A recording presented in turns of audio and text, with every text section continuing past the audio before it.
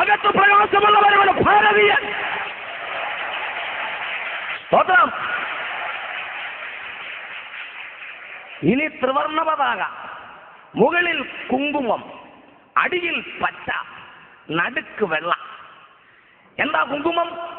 ധീരതയെയും ത്യാഗസന്നദ്ധതയെയും സൂചിപ്പിക്കുന്നു. അടിക്കാനും ഇടിക്കാനും തല്ലാനും കുത്താനും കഴിവുള്ളവനാണ് മുകളിൽ കാണുന്ന ഈ കുങ്കുമം.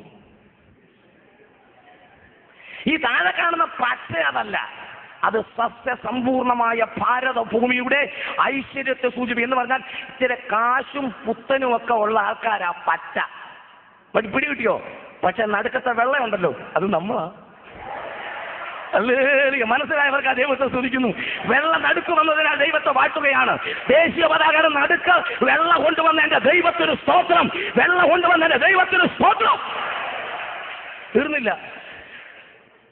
ഈ ചക്രം ഉണ്ടല്ലോ, ഈ അധികാരത്തിന്റെ ചിഹ്നം അശോകചക്രം, അത് വെള്ളയില. അത് വറ്റയ്ക്കും കൊടുത്തില്ല, കുങ്കുമത്തിന് ദൈവം കൊടുത്തില്ല, അത് വെള്ളയ്ക്കാ വന്നത്.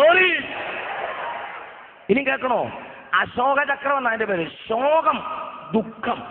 അശോകം ദുഃഖം മാറുമെന്ന്. അപ്പോൾ ദുഃഖം മാറണമെങ്കിൽ വെള്ളയെ വരണം. നീ പച്ചയാണേലും വരണം, കുങ്കുമമാണേലും ദുഃഖം മാറണേ, വെള്ളയെ വരണം. Hallelujah.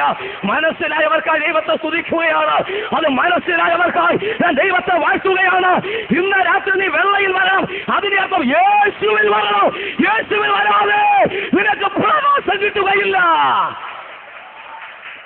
Praise the Lord. Amen.